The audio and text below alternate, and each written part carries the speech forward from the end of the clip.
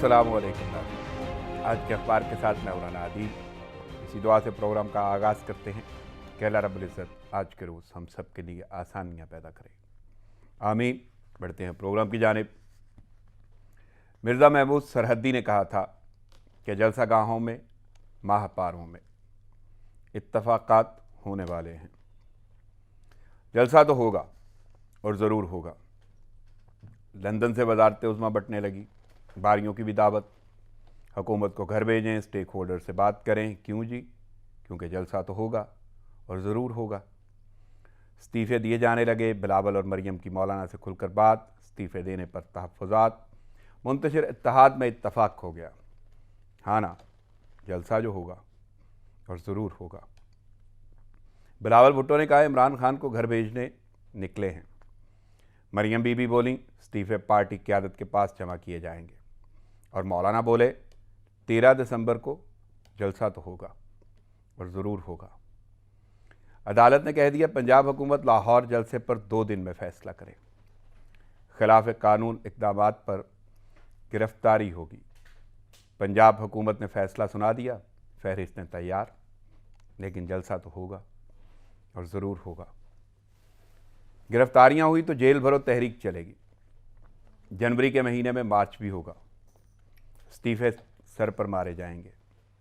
PDM ने फैसला कर लिया कि जलसा तो होगा और ज़रूर होगा। रैली के शुरका के खिलाफ मुकदमा दर्ज, डीजे भट्ट गिरफ्तार। अज़मा बुखारी कहती हैं बैकअप प्लान मौजूद है, जो मर्ज़ी करें, जलसा तो होगा और ज़रूर होगा। नून लीग के मेंबरान असम्बली इस्तीफ़े जमा कराने लगे। 4 रहनुमा, मज़ीद 4 रहनुमा रुकनीयत छोड़ने पर तैयार। 2 पीपी रहनुमाओं ने भी इस्तीफ़े बिलावल भुट्टो को भेज दिए। आखिर क्यों? क्योंकि जलसा तो होगा और ज़रूर होगा। साद रफ़ीक ने कहा है कि इमरान खान अगर समझते हैं वो पॉपुलर हैं तो उन्हें शराफत से इस्तीफ़ा दे देना चाहिए, दोबारा आ जाएंगे। वैसे भी वो तो कहते हैं एक ही पेज है, फिर डर कैसा। बहरहाल जलसा तो होगा और ज़रूर होगा। अब ज़रा तस्वीर का दूसरा रुख भी देख लें। नफ्स अम्बालवी ने कहा था कि हमारी ज़िंदगी जैसे कोई शब्बर का जलसा है, सहर होते ही ख्वाबों के घरौंदे टूट जाते हैं। वज़ीर आज़म ने कहा है कि पार्लियामेंट आएँ, तहरीक अदम एतमाद लाएँ, डायलॉग के लिए तैयार हूँ, लेकिन बात हो सकती है एनआरओ नहीं मिलेगा। मुआवन खुसूसी वज़ीर आज़म ने कहा है कि वज़ीर आज़म हर उस गले में फंदा डालेंगे जिसने कौम का पैसा खाया है। अब सिर्फ बात हो सकती है, एनआरओ नहीं मिलेगा। वज़ीर आला पंजाब कहते हैं साबिक हुक्मरानों की करप्शन ने मुल्क को खोखला किया, इसलिए बात हो सकती है, एनआरओ नहीं मिलेगा। फिरदौस बीबी बोली अपोजिशन की हंडिया बीच चौराहे फूटेगी। मायूसी फजलुर रहमान और राजकुमारी का मुकद्दर बन चुकी। जो भी कर लें, बात हो सकती है, एनआरओ नहीं मिलेगा। फयाज चौहान ने कहा है कि रेलू कट्टों के इस्तीफे मीडिया में आ रहे हैं, स्पीकर को नहीं भेजे गए। अपोजिशन की दाल में कुछ काला नहीं, सब कुछ ही काला है। हाँ, बात हो सकती है, एनआरओ नहीं मिलेगा।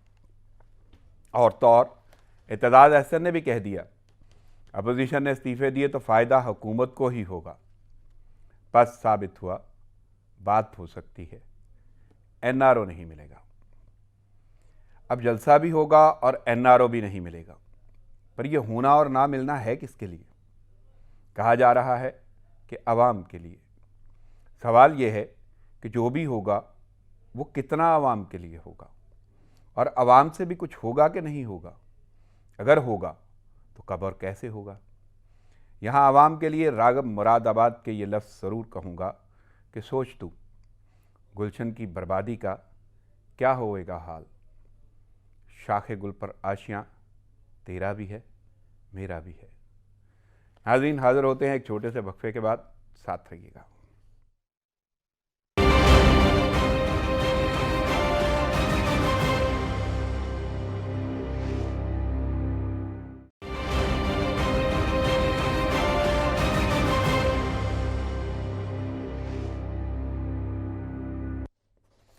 वेलकम बैक नाज़रीन खबरों और तस्वीरों का सिलसिला शुरू करते हैं। लेकिन सबसे पहले मैं अपने मेहमान शख्सियात का तारुफ आपके सामने रख दूँ।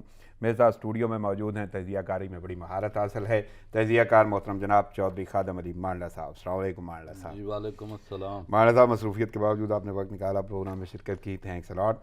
नाज़रीन, मैं दूसरी शख्सियत का भी तारुफ आपके सामने कराता चलूँ। उनका ताल्लुक शोबा सहाफ़त से है और अच्छी खासी यानी तजर्बे की ये तवालत अच्छी खासी है, दहाइयों पर मबनी है। मेरे साथ मौजूद हैं सहाफ़ी और तज़ियाकार मोहतरम जनाब अदनान आदिल साहब। अस्सलाम वालेकुम अदनान सर।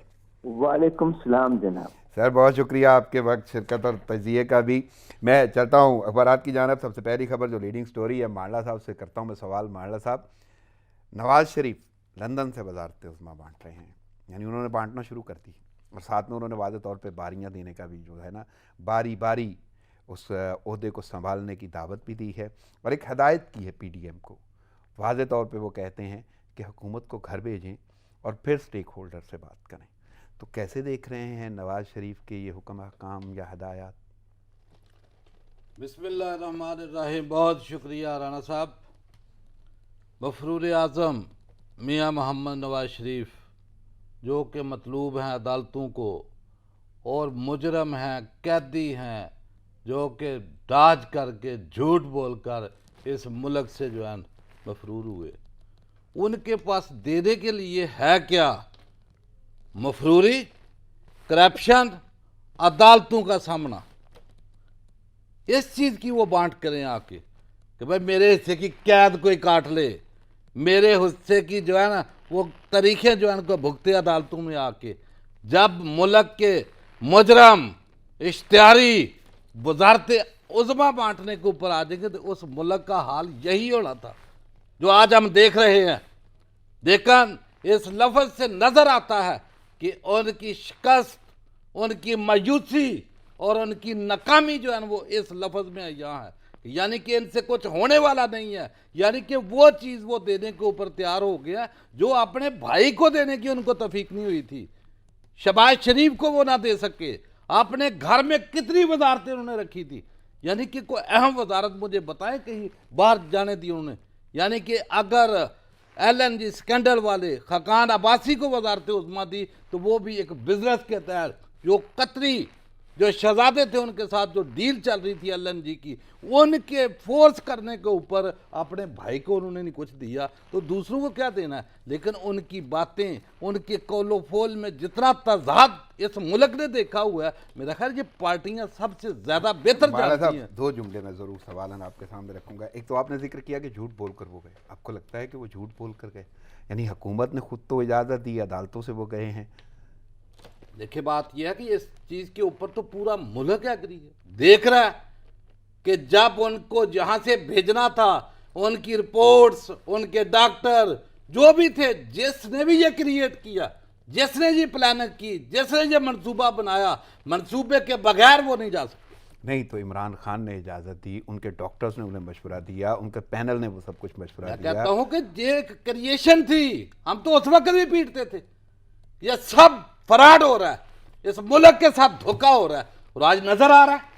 उसकी घाटा घाटा स्पीचेस कर दी, उसका चहल कदमियां कर दी, होटलों के ऊपर सैरो तफरीहें कर दी। वो आज तो मुल्क जो है ना वो आंखों से देख रहा है ना। चलो माड़ा साहब आपने एक जुमला बोला, शिकस्त खुर्दा। शिकस्त खुर्दा, ठीक है। और शिकस्त खुर्दा वजारत उज़्मा बांट रहे हैं। यही तो देखो ना कि उनसे कुछ नहीं बन पा रहा। यानी कि जो चीज़ वो कभी सोच ही नहीं सकते कि मैं दूसरों को दूंगा, तो उसका मकसद ये है कि अगर कोई ये ओहदा भी लेकर ये मेरे जो है मिशन को, उसका मिशन क्या है कि मुझे हुकूमत में लाना कि और इमरान को हटाना, और जिनके खिलाफ उसके बयानात हैं पाकिस्तानी अदारों के खिलाफ, जो एक उसने जो है ना वो हरबा हराई जो शुरू की हुई है, एक जंग शुरू की हुई है, तो उसको पाया तकमील तक पहुँचाने में वो किसी हद तक भी जा सकते हैं। चले माना साहब, मैं ज़रा अदनान सर से भी पूछ लूँ। अदनान सर, यानी वजारत उज़्मा बांटी जा रही है लंदन से और वाज़े तौर पे अहकाम जारी किए जा रहे हैं कि आप हुकूमत को घर भेजें, स्टेक होल्डर से बात करें। ये हदायत दी गई हैं PDM को और इसके साथ साथ बारी बारी कुर्सी संभालने की दावत दी गई है। तो कैसे देख रहे हैं ये, एक PDM की बैठक में ये बातें हुई हैं? देखिए, इससे तो वाज़े ये होता है कि पीपल्स पार्टी जो है पार्लियामान से मुस्ताफ़ी होने के लिए तैयार नहीं है, तो उसको तरगीब देने के लिए और लुभाने के लिए वो ये पेशकश कर रहे हैं। जो कि पीपल्स पार्टी इतनी नासमझ तो नहीं है, उसे भी पता है क्या जरूरी है कि अगली हुकूमत जो अगले इलेक्शन हो, अगर फर्ज कीजिए कि अगर इलेक्शन हो तो उसमें नून लीग ही जीतेगी और पीपल्स पार्टी ही जीतेगी और वो उसको हुकूमत बनाने देगी। अगर नून लीग जीतेगी तो हुकूमत बनाने देगी ना। क्या पता इलेक्शन में वही रिजल्ट आए जो पिछले इलेक्शन में था, और हो सकता है कि इमरान खान ज्यादा सीटें जीत जाए। बिल्कुल। तो ये तो एक मफरूजे पे मबनी है और ये ख्याली बातें हैं और हवाई बातें हैं, और सिर्फ मकसद ये है नवाज शरीफ का कि किसी तरह पीपल्स पार्टी को इस बात पे राजी कर लिया जाए कि वो पार्लियामान से इस्तीफे दे दे, जबकि वो इस बात पे राजी नहीं हो रही। अंदर जो जराए हैं वो यही बता रहे हैं कि पीपल्स पार्टी ने इनकार कर दिया है, वो पार्लियामेंट से इस्तीफे नहीं देना चाहती, सिंध हुकूमत नहीं छोड़ना चाहती, क्योंकि सिंध पे उनकी 13 साल से हुकूमत है, बादशाहत है, बहुत बड़ी एक सूबे की हुकूमत है। अगर इलेक्शन हो भी जाए तो आप सोचिए कि जो हालात हैं, पीपल्स पार्टी का तो वजूद ही नहीं है पंजाब में, खैबर पख्तूनख्वा में, उन्हें तो फिर भी वही मिलना है, सिंध ही मिलना है। तो वो जो चीज उनके पास पहले से मौजूद है उसको ही छोड़ के और फिर बेयकीनी की कैफियत में क्यों जाएंगे, क्योंकि क्या पता है वो अगले इलेक्शन में सिंध में भी उनकी पोजीशन मजीद कमजोर हो जाए। तो इसलिए वो ये लालच दे रहे हैं पीपल्स पार्टी को, और पीपल्स पार्टी बहुत ही मेरा ख्याल है समझते हैं नासमझ है कि उनके लालच में आ जाएगी। ऐसा होगा नहीं। फिर जो आपने कहा स्टेक होल्डर, ये स्टेक होल्डर्स कौन है? साफ खुलकर कहें कि वो इस्टेब्लिशमेंट से बात करना चाहते हैं, जिसके खिलाफ वो कह रहे थे कि वो जिद्दोजहद कर रहे हैं, सिविलियन बालादस्ती के लिए काम कर रहे हैं, और खुद कह रहे हैं कि पहले इमरान खान की हुकूमत तो गिराओ फिर स्टेक होल्डर से बात करो। स्टेक होल्डर का लफ्ज जो है असल में वो इस्टेब्लिशमेंट के लिए इस्तेमाल कर रहे हैं। तो जो नवाज शरीफ हैं वो सही कह रहे हैं मांडला साहब कि बहुत मायूसी की कैफियत में हैं और जल्दी में भी हैं। वो चाहते हैं कि जल्दी से जल्दी ये काम हो जाए, क्योंकि 10 जनवरी को जो बाइडेन की हुकूमत आ रही है अमेरिका में, तो उस फिर एकदम हालात बदलेंगे। तो वो चाहते हैं उससे पहले पहले कुछ हो जाए पाकिस्तान में, क्योंकि जो बाइडेन की हुकूमत के आने से जो नवाज शरीफ के साथी जो खलीजी ममालिक में हैं, अरब ममालिक में हैं, उनके लिए भी कोई अच्छा वक्त नहीं होगा। तो वो भी शायद इस पोजीशन में ना हो कि नवाज शरीफ की मदद कर सके। तो अदनान सर, ये जो इस्तीफों की बात चल रही है, इस्तीफे दिए जा रहे हैं, इस्तीफों के बारे में वाज़ेह तौर पे ख्यालात या खिताबात जारी हैं और उसमें तहफ़्फ़ुज़ात भी हैं। इवन मरियम और बिलावल दोनों के तहफ़्फ़ुज़ात हैं। जिस हवाले से कल गुफ्तगू हुई है, उनकी मुलाकात हुई है, खुल के बातचीत की गई है मौलाना के साथ और इत्तफाक भी हो गया है। तो ये इस्तीफ़ों का मामला आप कैसे देख रहे हैं? क्या वाकई इसके भी कोई असरात होंगे इस्तीफे देने से? देखिए, पहली बात तो कि पीपल्स पार्टी राजी नहीं है, इस्तीफे वो देगी नहीं, और पीपल्स पार्टी अगर इस्तीफे नहीं देती तो उसकी अहमियत बहुत कम हो जाएगी। लेकिन अगर फर्ज कर लें कि ये सब लोग मिलकर भी इस्तीफे दे दें, तो आप मुझे बताएं कि क्या गारंटी है अगला जो सेटअप होगा उसमें फिर अपोजिशन, अगर फर्ज कर लें कि इमरान खान उसमें अपोजिशन है और वो इस्तीफे दे दें, तो फिर क्या होगा? ये तो एक रिवायत बन जाएगी कि जो भी अपोजिशन है वो इस्तीफे दे दे तो पूरा सिस्टम खत्म हो जाए। मेरा ख्याल में तो सबसे अच्छा तरीका यही है कि जो इस्तीफे आए तो उसके बाद आप नए इलेक्शन, ज़िमनी इलेक्शन करा दें उन सीटों के ऊपर जो सीटें खाली होती हैं। और ये तो वाज़ेह तौर पे इमरान खान भी कह रहे हैं। हाँ, और एतजाज एहसन जो बड़े आईनी और कानूनी माहिरीन हैं वो कह रहे हैं कि अगर 84 अरकान भी कौमी असम्बली में हो तो असम्बली चल सकती है, और इनके पास तो 150 से ज्यादा अरकान है, तकरीबन 180 के करीब अरकान है हुकूमत के पास। तो आईनी और कानूनी रुकावट तो कोई नहीं है ज़िमनी इलेक्शन कराने में। और अगर फर्ज करें कि ये ज़िमनी इलेक्शन के खिलाफ जो है अदालत में जाते हैं, हाई कोर्ट में या सुप्रीम कोर्ट में, तो क्या जरूरी है कि यही मुकदमा जीतेंगे? हुकूमत भी मुकदमा जीत सकती है।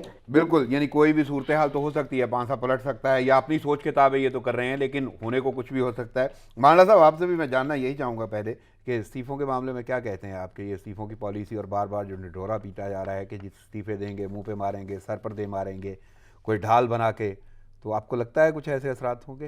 राणा साहब, यही पार्लियामेंट थी, यही इस्लामाबाद था, यही धरने थे, यही जलसे जलूस थे, लेकिन जो आज अपोजिशन में है उस वक्त वो हुकूमत में थे। तो बिल्कुल। उस वक्त की मैं स्पीचेस सुन रहा था, मौलाना फजलुर रहमान साहब बता रहे थे, असम्बली में खड़े होकर ये बयान था उनका कि ये इस्तीफे देना एक साजिश है, ये अपोजिशन किया करती हैं पार्लियामेंट को हिलाने के लिए, हुकूमतों को हिलाने के लिए, लेकिन ये साजिशें पकड़ी गई हैं, इसलिए ये कामयाब नहीं हो सकती।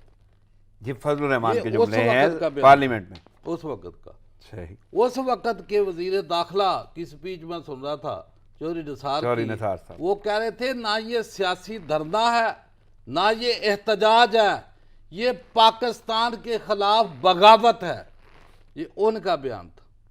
सही। ख्वाजा साद रफीक को मैं सुन रहा था, उन दिनों कह रहे थे कि इमरान खान साहब आप अपने वोटर और सपोर्टर को क्या जवाब दोगे, आपके लॉन्ग मार्च की वजह से अरबों रुपए का एक दिन में टीका पाकिस्तान को लग रहा है। और नवाज शरीफ का मैं बयान सुन रहा था उन्हीं दिनों में, उन्होंने कहा कि ये पार्लियामेंट की मौजूदगी में जो 18 करोड़ अवाम की क्या वो नुमाइंदगी कर रही है, इसकी मौजूदगी में गलियों, सड़कों और मैदानों में फैसले नहीं हो सकते, पाकिस्तान की तकदीर के फैसले पार्लियामेंट में होंगे। और उस वक्त भी आसिफ जरदारी के जो अल्फाज थे बड़े नपे तुले, उन्होंने बोला कि तमाम पॉलिटिकल फोर्सेस इस हद तक ना चली जाएं कि ये सिस्टम जो है वो डीरेल हो। उस वक्त की उनकी जो है बात, वो आज भी उसी बात के ऊपर में रहना कायम है कि वो इसको इस हद तक नहीं ले जाने देंगे कि इनके हाथ से जो है वो सारी चीज़ें निकल जाए। लेकिन आज फर्क क्या है कि जो अपोजिशन थी वो हुकूमत में और हुकूमत अपोजिशन में। सही। लेकिन एक मेजर फर्क है, उस वक्त जो लीड कर रहे थे धरनों को, जलसे जुलूसों को, वो मफरूर नहीं थे, वो जमानतों पे नहीं थे, उनके पीछे नैब नहीं थी, उनके पीछे FIA नहीं थी, वो अदालतों से जो है ना इश्तिहारी नहीं थे। इनमें फर्क ये है कि ये तमाम करप्शन क्लब के मेंबर जो मतलूब हैं अदालतों को, लेकिन वो इसके जमानत बावजूद के ऊपर आपको है। नहीं लगता कि लेकिन उस वक्त की अपोजिशन फिर भी पार्लियामेंट नहीं आई? मैं गुजारिश कर रहा हूं कि जहां तक इस्तीफों की बात है, ये तो मज़ाक़ा खेज है, अभी पूरे समझते हैं पूरे सिस्टम को, वो भी समझते हैं कि इन्होंने वो शेड्यूल दे दिया है कि जिसको 6 महीने 8 महीने आराम से गुजारे जा सकते हैं। यानी कि कल मैं एक इस्तीफा पढ़ रहा था, जो रिज़ाइन लिख के 2-4 आए हैं ना जो मार्केट में, जिनका आपने भी जिक्र किया, तो उसमें लिखा हुआ था एक मेंबर पार्लियामेंट ने कि जनाब कौमी असम्बली स्पीकर साहब, और नीचे लिखा हुआ था मेरे ताहयात कायद मोहतरम मियाँ मोहम्मद नवाज शरीफ साहब और ताहयात कायद मोहतरम शहबाज शरीफ साहब। पहले मुझे ये बताएं कि उस पार्लियामेंटेरियन से गुजारिश है कि इसकी इस्लाह करें। वो आपने ये 2 नाम तो लिख दिए, आपने मरियम का नाम क्यों नहीं लिखा ताहयात में, उसके बच्चों का नाम आपने क्यों नहीं लिखा, आपने अपना नाम तो लिखा कि आप ताहयात जो है उनको कायद मानते, तो अपने बच्चों का भी लिखे कि वो भी ताहयात इनके गुलाम हैं। ये गुलाम इब्ने गुलाम कौम को बना के जो है क्या मैसेज दे रहे हैं, पार्लियामेंट में आके नुमाइंदगी ये लोग करेंगे जो अपने अपनी नस्लों के भी जो है ना वो तहरीरें। अगली हेडलाइन पे मैं जाऊंगा, जलसा होगा? नहीं, जलसा तो होगा। आपको लगता है बिल्कुल जलसा होगा? चले मैं सवाल करता हूं जरा अदनान सर से। अदनान सर, मांडला साहब ने भी कह दिया जलसा होगा, मौलाना भी कह रहे हैं कि जलसा ज़रूर होगा, मरियम बीबी ने भी जुमले यही बोले हैं कि भरपूर जलसा होगा, और बिलावल भुट्टो तो ये कह रहे हैं कि हुकूमत को घर भेजने के लिए निकले हैं। तो मेरा सवाल आपसे यही है कि कैसे देख रहे हैं इस जलसे को। लेकिन उससे पहले मुझे एक छोटा सा वक्फा लेना होगा, थोड़ी देर बाद हाजिर होते हैं। नाज़रीन, प्रोग्राम जारी, लेते एक शॉर्ट ब्रेक, साथ रहिएगा।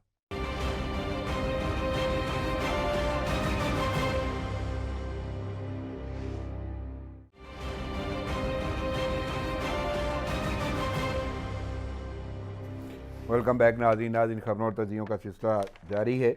मैं चलता हूँ, ये सिलसिला वहीं से जोड़ूंगा जहाँ से टूटा था।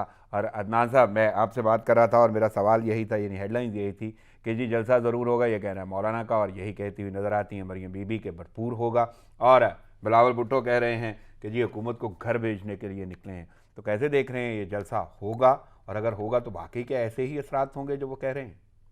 नहीं, असरात तो ऐसे नहीं होंगे, लेकिन जलसा अच्छा होगा, क्योंकि लाहौर में बहुत मजबूत है नून लीग और सेंट्रल पंजाब में तो बहुत कोशिश कर रहे हैं। आपको पता है मरियम नवाज जो है मुसलसल हर रोज महल्ले महल्ले जाके लोगों से इल्तिजा कर रही हैं कि जरूर आना, अब जिम्मेदारी तुम्हारे ऊपर आ गई है, मैं तुम्हारी बेटी हूँ, लाहौर की बेटी हूँ, लोगों को जज्बाती बातें कर रही हैं।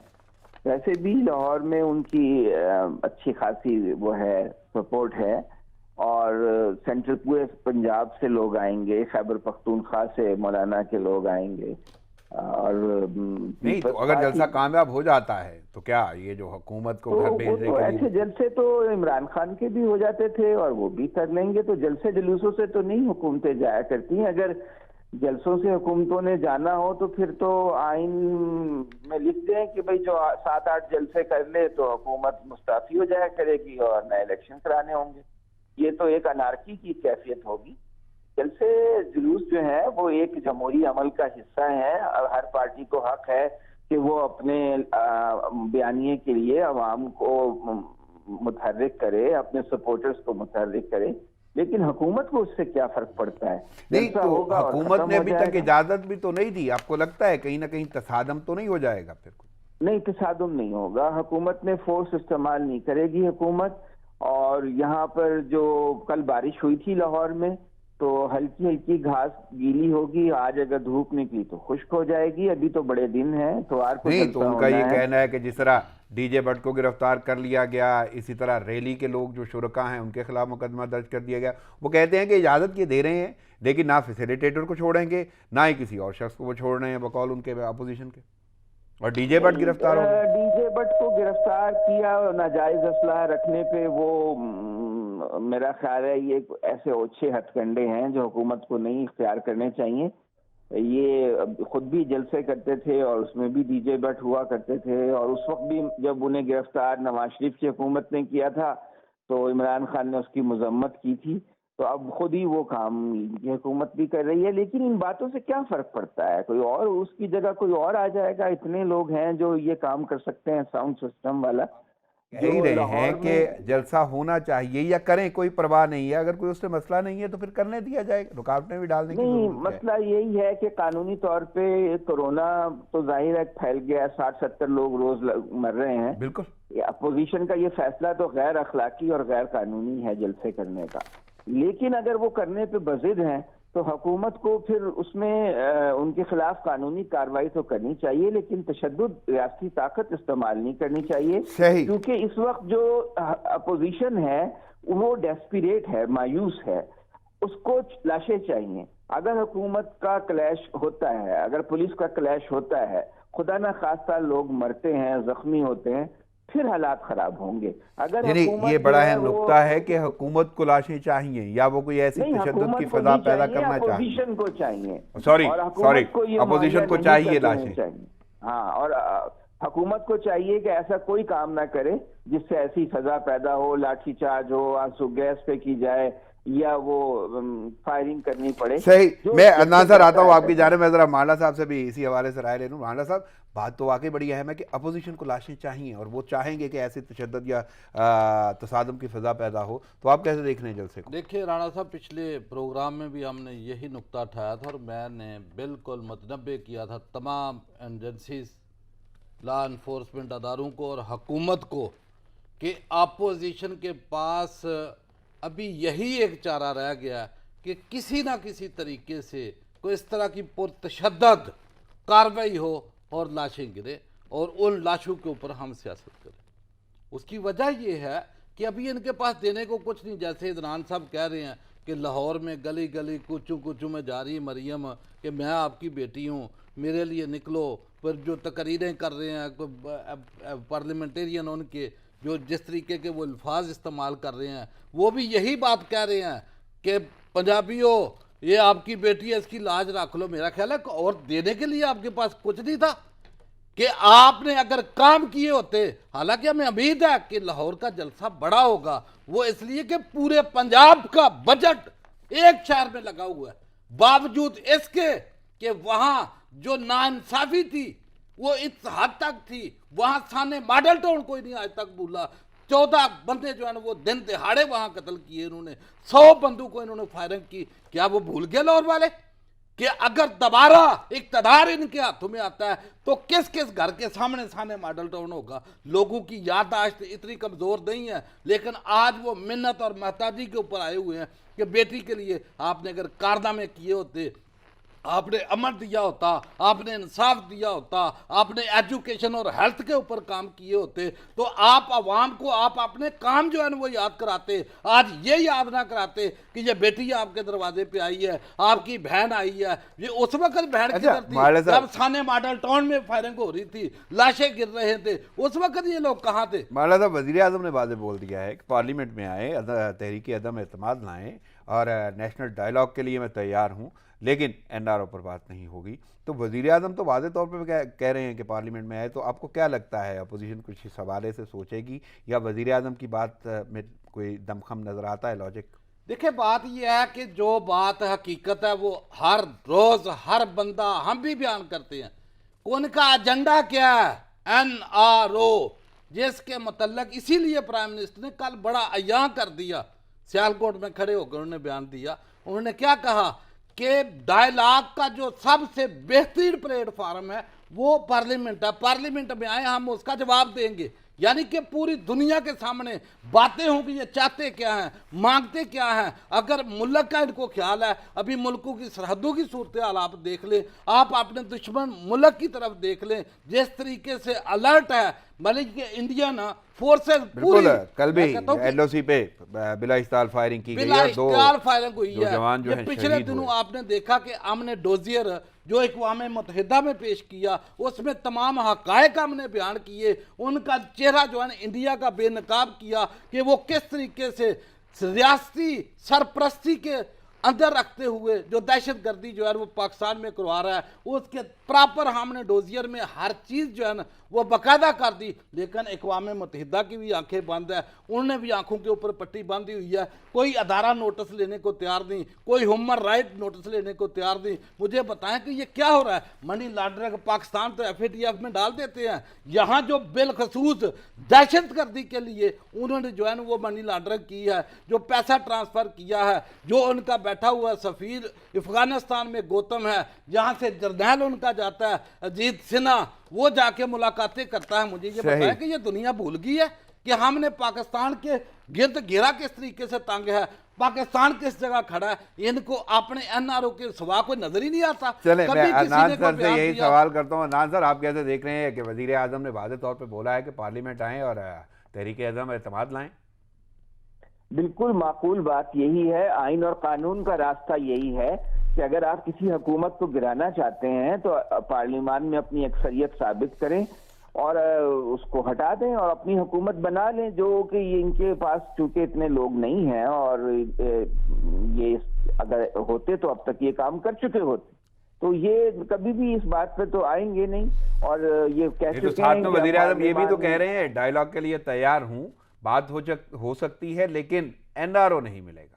हाँ, तो फिर तो असल नुक्ता तो वही है ना, करप्शन केसेस वो चाहते हैं कि रिलीफ मिले और उसके लिए वो सारे मुज़ाकरात करते रहे पसे पर्दा कि किसी तरह इमरान खान राजी हो जाएं कि वो नैब का कानून ख़त्म कर दें या नैब के कानून में ऐसी तरमीम कर दें कि ये मुकदमात या तो ख़त्म हो जाएं या कोल्ड स्टोरेज में चले जाएं, ये मुलतवी हो जाएं। लेकिन इमरान खान राजी नहीं हुए इस बात पर और ना वो होंगे। वो कह चुके हैं कि मैं हुकूमत छोड़ दूंगा लेकिन एनआरओ नहीं दूंगा। तो यही तो बुनियादी नुक्ता है, और तो क्या कोई इस्लाहात थोड़ी करना चाहते हैं। चले ठीक है, यानी ये सूरत तो नजर आती है, एनआरओ नहीं दिया जाएगा, जलसा भी जरूर होगा। लेकिन मार्च के हवाले से क्या कहेंगे कि जनवरी में एक मार्च भी तो है ना, और वो मार्च जो है उसका फैसला कर लिया है PDM ने?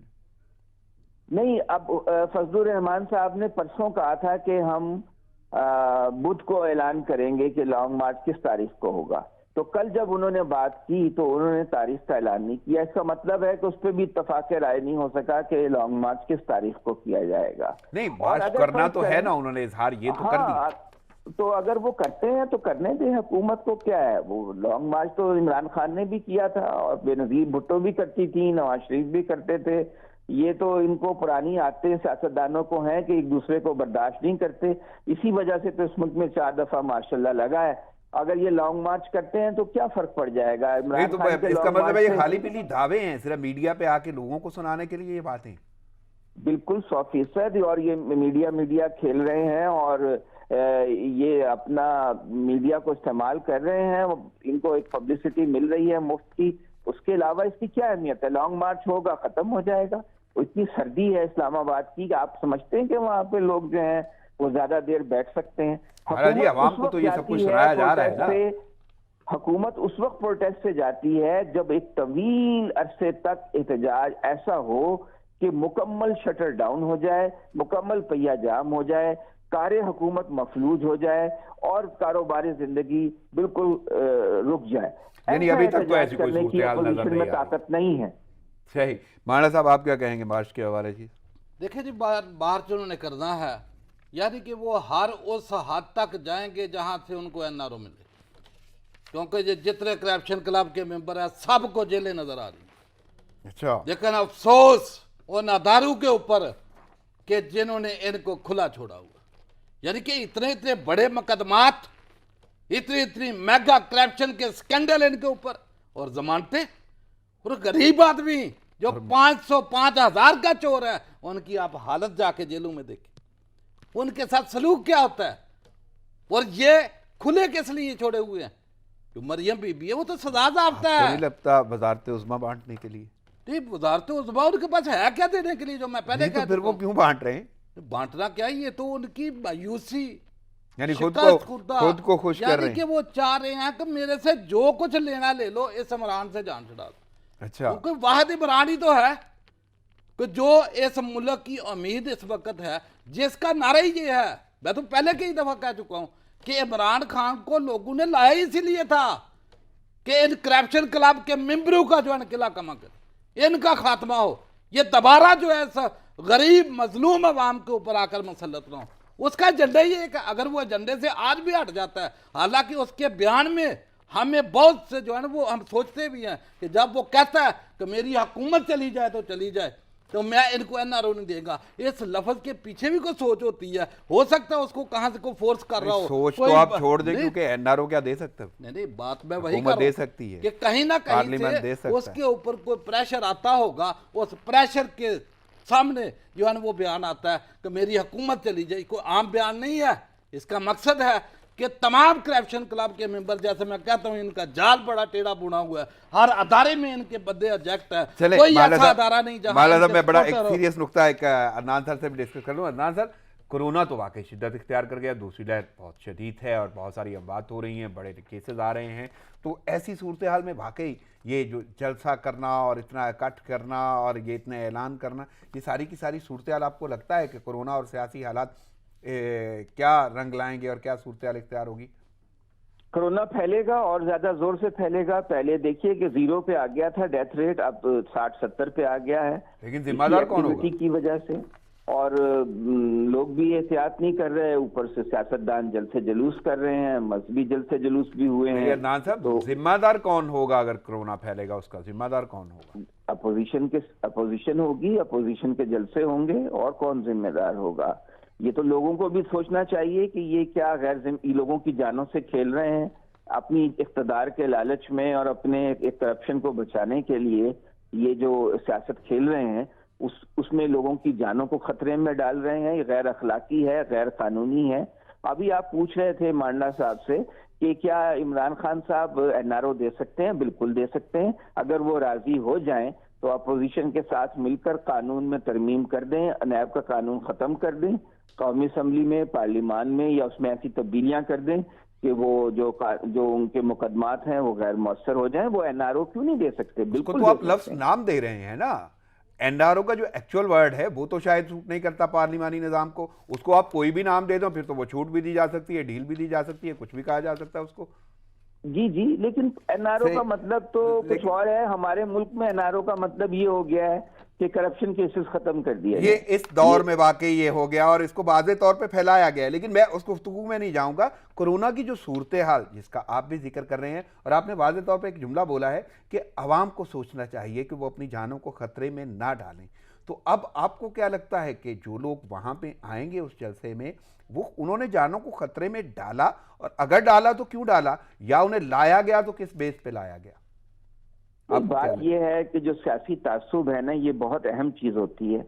जो सपोर्टर्स हैं, अब यहाँ पे लोग हैं, अगर आप उनको अच्छा खाना दे दें, गुर्बत बहुत है, उनको मुफ्त ट्रांसपोर्ट मिल जाए, फिर उनको 1000-2000 रुपए दिहाड़ी भी मिल जाए, तो लोग जो है, गुर्बत इतनी है, मजदूरी 1000 रुपए मजदूर लेता है, अगर आप किसी को 1000-2000 रुपए दे के चंद घंटों के लिए इंगेज कर लेते हैं तो लोग इंगेज हो जाते हैं।